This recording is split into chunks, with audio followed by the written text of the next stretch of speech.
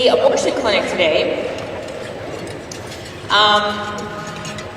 and I was standing there, and I had this guy come up to me. Isn't it funny how even Christian media will call us protesters? I don't know about you, but when I go out to a clinic, I don't protest, I pray. And so today this guy came up to me and he said, I don't know why you guys are just standing over here praying. I mean, you're not going to do anything just by praying. I mean, you've got to yell at the women as they're going in. And I thought, wow, okay, that tells me that these people's efforts are not grounded in prayer if they don't realize the amazing power of prayer. And I wanted to tell you a story that I was just telling at the table. There's this pregnancy center in Rhode Island, and they opened right next door to an abortion clinic, to a Planned Parenthood. And they built an adoration chapel that faced the abortion clinic. And they had people there all during the business hours, many times 24 hours a day. So anyway, people were coming and praying, and about a year after they opened and had been praying, the Planned Parenthood closed. And so they felt really good about that, and they felt like, okay, this is, it's about prayer, right? And providing an alternative for these women instead of having an abortion. So, a year later, abortion clinic closes. The landlord of the building, the former abortion center, he's trying to rent it out. Nobody's taking it. So the director of the pregnancy center goes to the landlord and says, look, you've got some evil stuff going on in here, and you really need to have a priest come and bless this building if you want to have any chance of renting it again. And the guy's like, oh, whatever, crazy people. And so 3 years go by. Nobody comes to rent this former abortion clinic. So the landlord finally goes back to the executive director and says, okay, I'll do it. Whatever you want to do, that's fine. I'm desperate. I'll do it. So the guy calls the priest. The priests come, and they actually have mass inside this former abortion clinic. And so they're standing there, and the landlord's there too, because it's his building. So anyway, they're all standing there, and they're doing the mass, and all of a sudden, the priest, he holds up the host for consecration, and these heavy metal doors of the building blow open. And then they do the same thing with the chalice, and the doors blow open. And the priests are like, oh yeah, this is like an everyday type of thing. And no big deal. But the landlord, of course, is freaking. He's really disturbed by this. And 3 days later, he had somebody come and rent that building after 3 years of it sitting vacant. That is the power of prayer.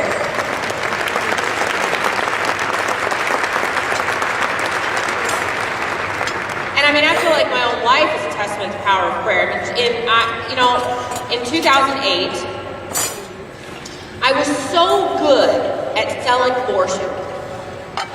Abortion's not that hard to sell to women that are in crisis and feeling vulnerable, but I was so good at it that Planned Parenthood gave me their Employee of the Year award. I know you're all very impressed. But they gave me their Employee of the Year award, and I felt like, that year, I got awarded in 2008. I got kind of all my perks in 2009 for getting the award, and I was feeling like 2009 is going to be my best year ever. I got this award. I got this monetary compensation for getting the award, but that was no big deal because I made gobs of money when I worked at the abortion clinic. But then I also got what I thought was was the very best reward ever. I got to go to the Planned Parenthood annual gala event. And I'd been before, but I always sat at table number 210. But this time, I got to sit down at the head table, at table number 1. And I got to sit at the time, with who was my role model and hero, Hillary Clinton. I know you're fans. Hold down the excitement. But I was really excited, so I'm sitting there and, believe it or not, she didn't come to see me. She came because she was receiving the most honored award that Planned Parenthood gives out every year, and that's called the Margaret Sanger Circle Award. Now we know who Margaret Sanger is, right? Margaret Sanger, founder of Planned Parenthood, first Planned Parenthood founded in 1916 in New York. She founded it with 12 other women. Margaret Sanger was a real gem. She said things like, the most merciful thing a large family can do to one of its youngest members is to kill it. She said things like, Negroes are human weeds that need to be exterminated from our population. And so this is the founder of Planned Parenthood, and they recognize her every year and celebrate their racist roots. Now, from what I understand, I'm not really a history buff, but from what I understand, Hitler was involved with Volkswagen? That's right? Okay. Can you imagine if every year Volkswagen gave out the Hitler Circle Award? I mean, that would be insanity. There would be this outcry, people would not know what to do with themselves. But Planned Parenthood continues to honor Margaret Sanger every year. So I watched Hillary Clinton. We had this, amazing intimate dinner. Hillary made 10 Secret Servicemen, and I remember watching her go up to the stage, and she gave, I'm sure, a riveting talk. I don't remember anything she said, but she's talking, and I'm thinking to myself, I'm looking at her, I'm watching her up there, and I'm thinking, oh my gosh, one day I want to be her. I want to be just like her. So I'm watching her, and thinking, oh my God, I want to be that. That's what I want to be. I want to be a person that stands up on stages and stands up for reproductive rights, whatever that means. And that was in April of 2009. And in September of that same year, I was contemplating leaving the clinic where I had been for 8 years. And I look back on my life, and I can't explain how things happened like they did. I grew up in a good Christian home, pro-life parents, conservative parents. I remember saying in high school one time when abortion came up, well, I'm pro-life. But we didn't sit around the table and talk about abortion. We didn't sit around and talk about the ins and outs of the pro-life movement. I didn't really know what the pro-life movement was about. I didn't grow up with a Planned Parenthood down the road from me or anything like that. I didn't really know anything about Planned Parenthood, actually. And so I remember saying I was pro-life, but not really being pro-life. And so I was a very easy target because Planned Parenthood, they really prey on college campuses. And I tell people wherever vulnerable women are, so is Planned Parenthood. And there are many vulnerable women on college campuses. So when the woman came up to me with Planned Parenthood and said, Planned Parenthood's here to provide this amazing service for low-income women, and where would these women go without Planned Parenthood? Yeah, they do a few abortions, but it's not that many. And it's only because if abortion wasn't legal, then all these women would be going to these back alley abortions. And, first we take away our right to have an abortion, then, we can't wear pants anymore, and it just keeps going back, right? And so I felt like, yeah, that's good. I'm for women's rights. I'm for women. And so I got signed up, and I don't know how this good Christian straight-A student, high school kid, went from that to directing an abortion clinic. I don't know how I went from good kid to someone who was a POC technician.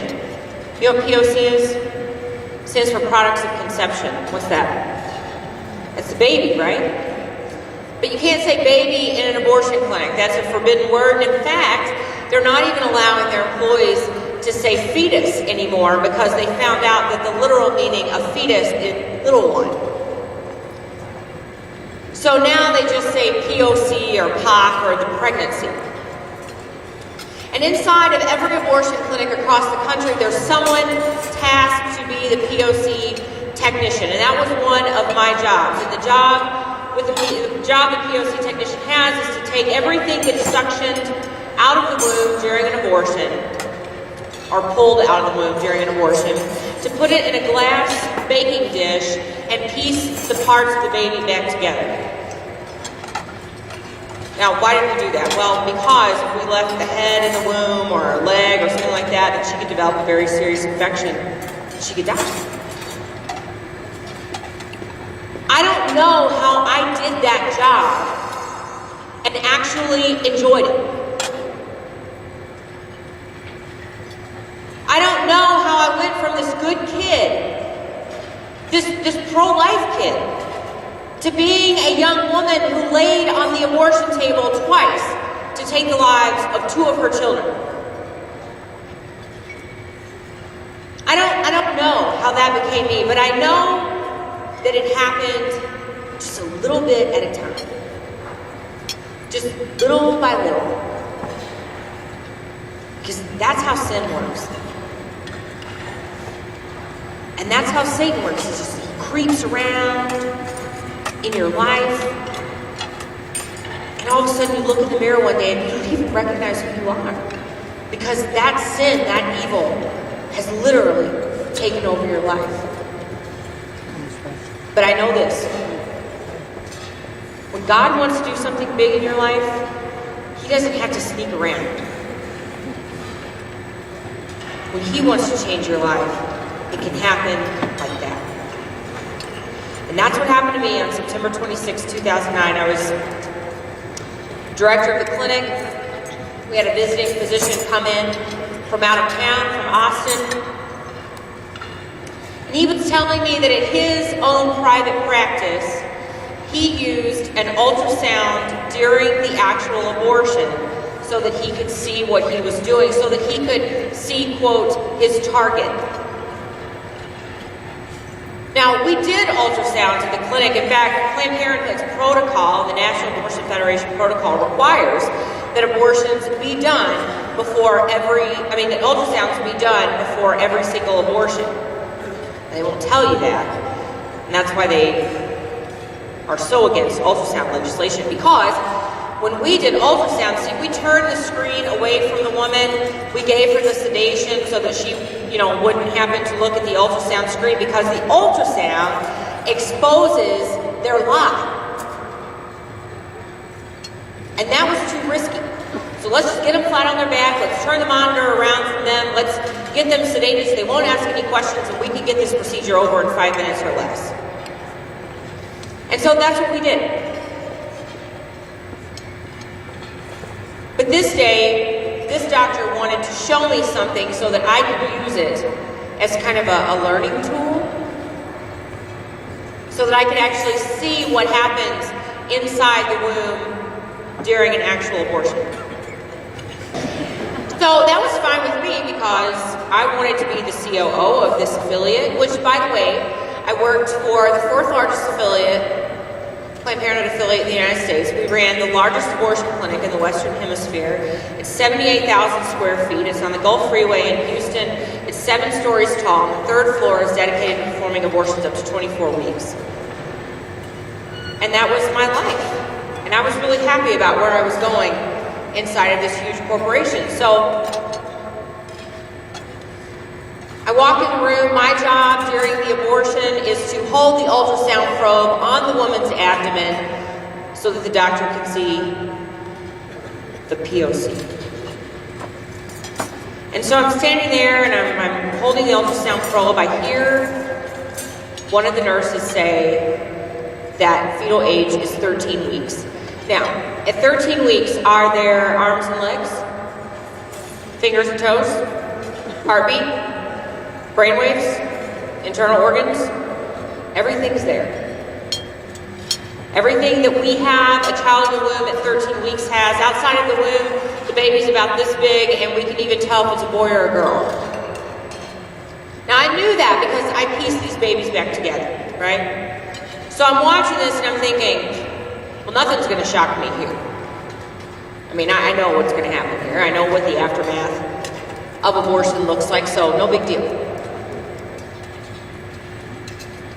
But I remembered in that moment the ultrasound that I had with my daughter, who's 6 now. And I was 12 weeks pregnant. And I remember being really excited because it was the first time she didn't look like a bean. She actually looked like a kid. And I remember being really excited during that ultrasound, but I tried to push that memory out of my mind because that wasn't doing me any good. And I didn't know what I was going to see on the ultrasound during the abortion, but I knew this. I knew that whatever I saw, no matter what, I knew that the fetus would not feel anything. Now, how did I know that? Because Planned Parenthood sent me a memo. They sent a memo to all of the abortion counselors, and it was a memo that was entitled Answers to Tough Questions. The number one question I got asked from women who were having an abortion was this: will my baby feel this? Because they knew it was a baby. They knew it was a human being. But they had convinced themselves, and sin had convinced them, that they were making the best decision for that baby. So Planned Parenthood knew the answer to that question was pivotal. Because there was no way I could look at a woman and say, oh yeah, it's going to be really bad. Very painful. Torture for your baby. Now let's get you ready in exam room number 1. That wouldn't happen. So they had to come up with a good answer. So that the scripted answer that we were to give back to these women when they asked that question was, no. Nice. No, the fetus has no sensory development until 28 weeks. Now, do you believe that? No? Well, I did.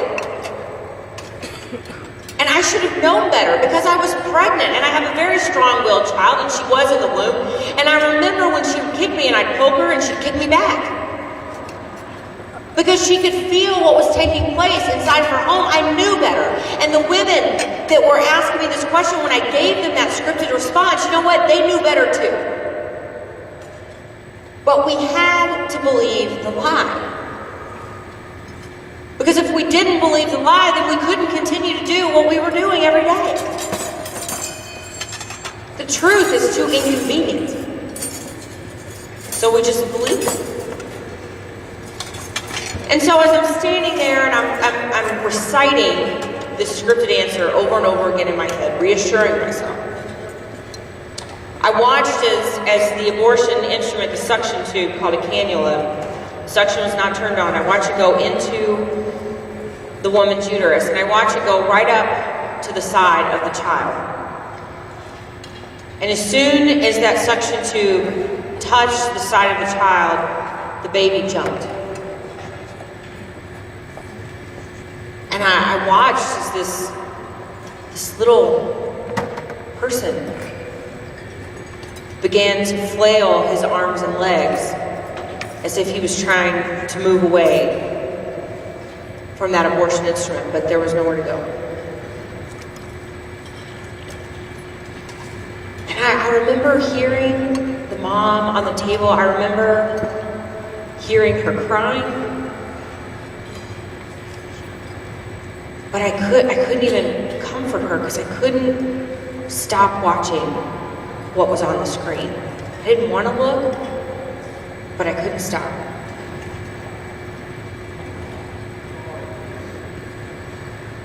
And I remember the doctor got the tube in place and he asked the technician to turn on the suction and he said, Beam me up, Scotty.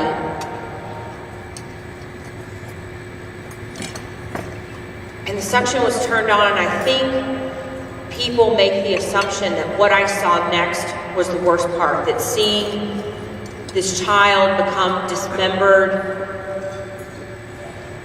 in its mother's womb, that would be the worst part. But you know what? I expected that. I knew what the aftermath of abortion looked like. I had never seen the humanity of the children that we were killing. And I have to tell you that seeing what was taking place during that, while the suction was, that wasn't the worst part, guys. The worst part was that I just stood there.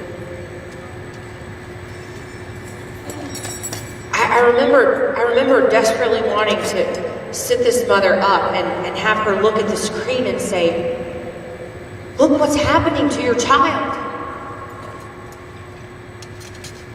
Your baby needs your protection.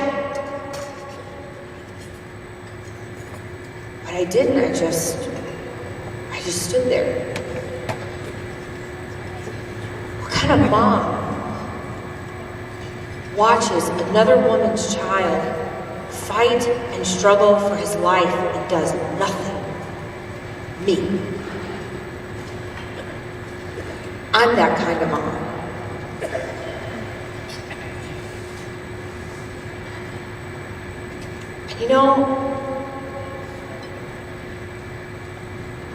I wish that I could believe that everybody in here is sitting here going, golly, I had no idea that's what took place in abortion. But you know what? That's a lie. We all know what happens in abortion. We've all seen the graphic image. You can't help but see it here in Denver if you go by Planned Parenthood. We've all seen the graphic images. We know what abortion is, but you know what? Abortion has been legal in this country now for almost 40 years. Over 55 million children dead. And I don't believe for one second that abortion has been legal for over 40 years because of Planned Parenthood, because of pro-choice lobbyists, because of cute girls in hot pink Planned Parenthood t-shirts. I believe abortion has been legal in this country for over 40 years because of one thing, and that is apathy.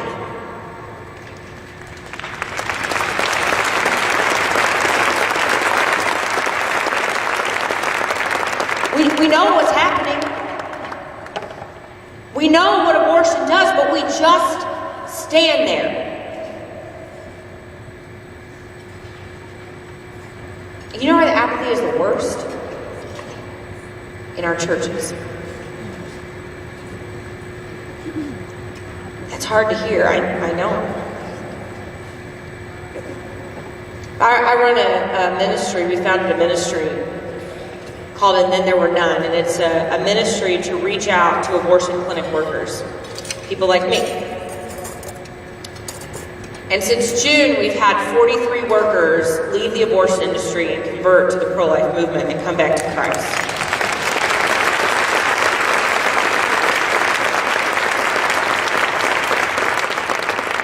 And that's great, that's fantastic, and we're really excited about the success that God has brought us, but you know what the saddest part is?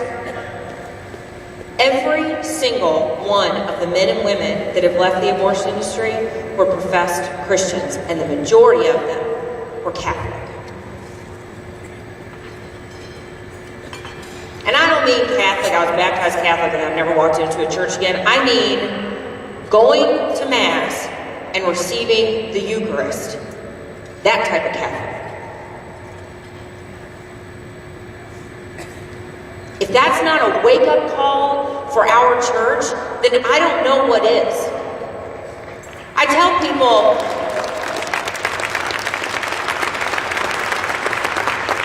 I was talking to this priest one day and he said, oh, come on, really, how often do we need to talk about abortion in the church? And I said, well, I don't know, Father, but I remember women coming in, and they would be laying on the abortion table, and they would be holding a rosary in their hand.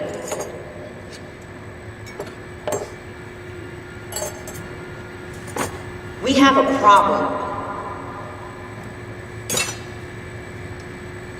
And for some reason, we have become so focused on other social justice issues in the church, we have lost sight of the social justice issue that comes first, and that is the unborn. Social justice begins in the womb.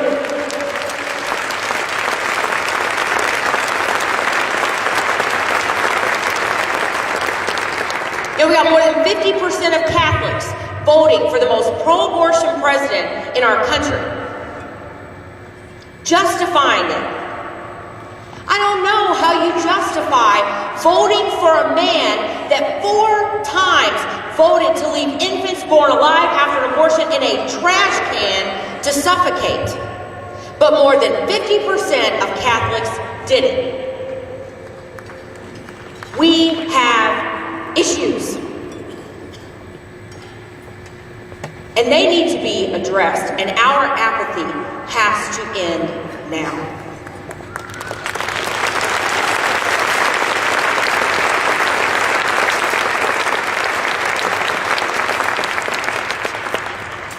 And you know what? I'm part of this Pro-Life Pastors Association in Houston. I have no idea why they keep me in it. It's like 200 pastors and me. But anyway, we go out and we talk to churches and we talk to clergy members and we ask them, would you like to be a part of our coalition? Part of being with our pro-life coalition is that you do a few things. One, the banners that we have up, for all the different liturgical, like the silky banners.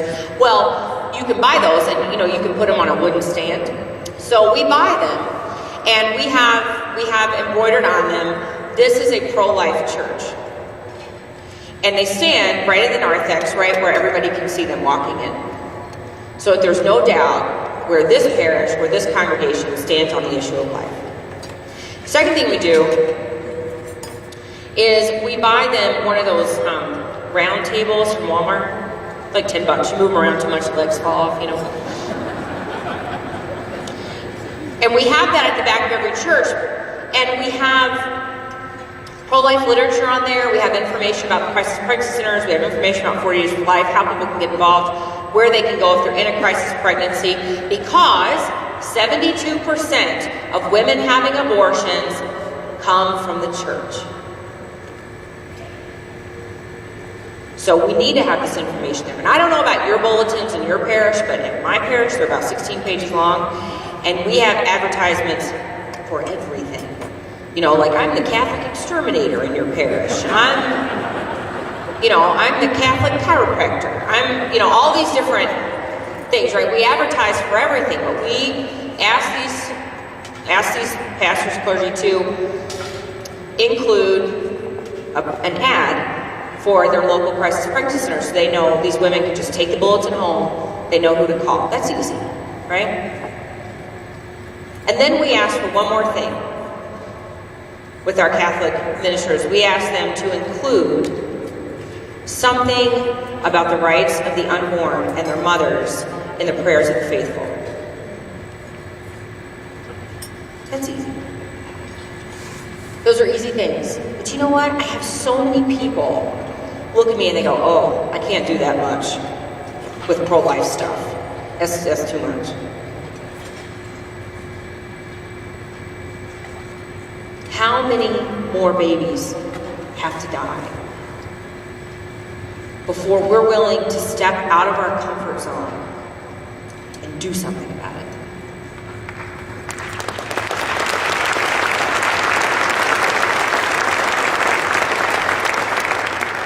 One in 3 women are having abortions in this country. 1 in 3. I've had 2. There's probably a lot of people in here that have had abortions. this doesn't just affect people that we don't know down the street that live on the wrong side of town. Abortion's happening to men and women that we worship with on Sunday. And if we don't start speaking the truth in our churches, we will fail. I don't know if you know who Bernard Nathanson is, but Bernard Nathanson, he just died last year. He was a very famous abortionist in the 70s. He started NARAL, if you know what that is. It's a pro-choice activism group that's still going on. He founded NARAL in 1973. He performed an estimated 75,000 abortions while he was an abortionist. He even aborted his own child. And in the 80s, he had a conversion because of an ultrasound. And he came out with this documentary, this video called The Silent Scream. Some of you may have seen it. It shows a baby during an abortion with its mouth open, like screaming during the abortion. And hundreds of abortionists were converted because of ultrasound, because of this documentary. But you know what he said? He came out, he has several books, and he came out and he said, we knew that abortion would take off like wildfire as long as the churches stayed silent. And they stayed silent. And I'm not here to harp on the priests here. I'm so thankful for all of you there, all the clergy that are here. It's great. I'm glad you're here. But you know what? It's not just our priest job. It's not just leaders of our church. It's not just their responsibility to take on the pro-life cause. Because we should all be leaders in the pro-life movement. This is not just something that you should, that you might do, or that you should do. This is something that you must do. And the complacency, the apathy, it must end. And I know, you know what, I grew up Protestant and I went to church camp every summer and got saved again and again every summer. I think I've been dunked like 6 times. And when I became Catholic, the priest was like, we're going to need your baptism record. I was like, which one? The first or the most recent? So, anyway, so I remember I'd go to church camp and I'd come back and I'd be really on fire for God, right? I was like, I'm never sinning again. I'm gonna be something in the church. Like me and God were like best friends. That was it, right? I'm leaving all my non-church friends behind. My life has changed. I'm toting a Bible everywhere. I'm witnessing. I mean, I was really on fire for it, right? And then like 2 weeks later, life happens. You get back into regular life. And then 2 weeks later, your friend's like, where were you a couple weeks ago? And you're like, cheerleading camp. Right? And all of a sudden, you deny God. And now all of a sudden, you're not such good friends because eventually life happens. And our lives go back to normal and our fire goes out. But you know what? We can't afford for our fire to go out in this movement because when one of our fires goes out, babies die. And we can't afford that. And I know you're going to leave tonight and you're going to feel really jazzed about the pro-life movement. You're going to walk out here and you're going to say, oh my God, I'm giving all my savings to pro-life movement and I'm adopting 25 foster children and I'm going to take care of the abortion problem on my own. And you're going to feel really fired up about it, but then life happens. And life goes back to normal. And babies continue to die. Every 24 seconds, a baby is killed in this country. Think of how many babies have lost their lives just while we're sitting in here, enjoying our dinner and our silent auction and our wine, for some of you.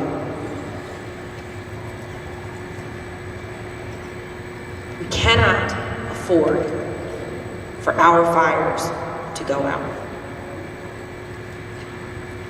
I think we are living in a society with a terrible case of the bystander effect.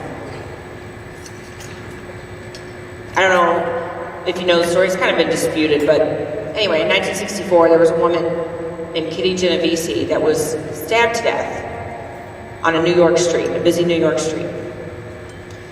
And the report said that there were dozens of people watching from their apartments, and they were looking out, and they watched her bleed to death. They watched her just die on the street, and the cops eventually came a little while later, and they started asking people, why didn't you call the police? And they said, well, I thought somebody else had done it. And everybody kept passing the buck. Well, I thought they were going to take care of it. I thought they were going to do it. And so we call that the bystander effect, and I think we are living with a very serious case of the bystander effect in our country. We just expect somebody else to do it. Well, I mean, I would volunteer at Lighthouse, but I mean, somebody else would do it. Well, I would go stand and peacefully pray outside of the abortion clinic here, but I'll let somebody else do it. I would go lobby, at our state capitol, but it's no use. We're in Colorado, so I'll just let somebody else do it.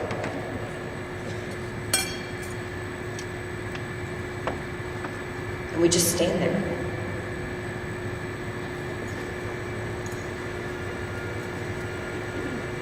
I don't know what it's going to take. I don't know how many more lives are going to have to be lost. I don't know how many women are going to have to be hurt or maimed or even die from abortion before we are ready to look evil in the face and say, no more. So that's what it's going to take. I don't want you to leave here and feel discouraged, because they're giving you some terrible statistics. I mean, 1 in 3 women having abortions, 72% coming from the church. I mean, all these different, I've given you some terrible things to think about. But that's the reality of what we're living in right now. But I do want you to feel encouraged. I want you to leave here today and say, I'm going to do something about this now.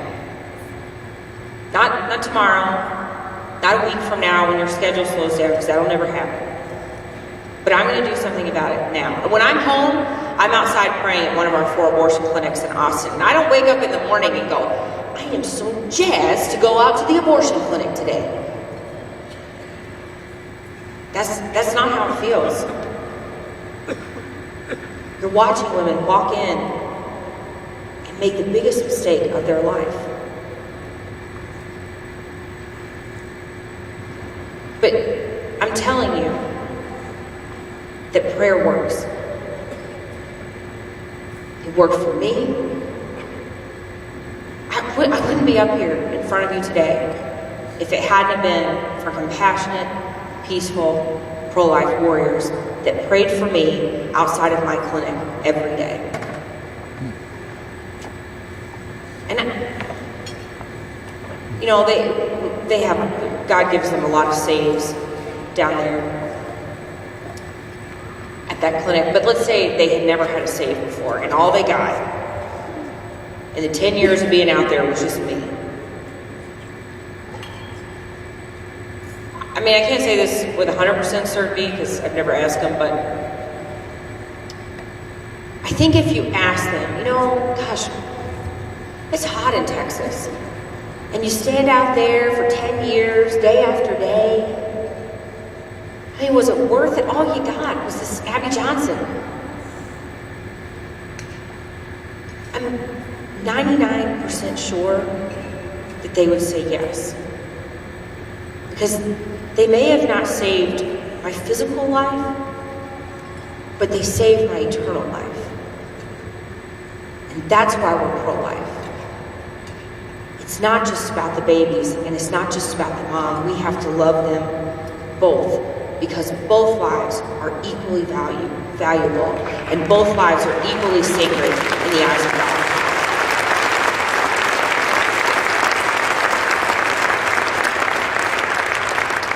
So I'm encouraging you to walk out of these doors tonight and find your place in the pro-life movement, because there is a place. I don't really care if you say you're pro-life. I care what you're doing about it. Because staying at home and praying at home, that's not good enough anymore. I mean, I'm sorry to be the one to say that, but this isn't your pro-life activity for the year, guys. Almost 4,000 babies die every day. We need to be a part of the solution. And as long as we're sitting and we're being complacent and we're just standing there, we are part of the problem. So I'm encouraging you to leave here today and do something. Get involved somewhere. And like I said, I do want you to feel encouraged. I have people that come up to me and they go, Abby, we're never going to win. I mean, they've got Bill Clinton and Bill Gates and stacks of bills.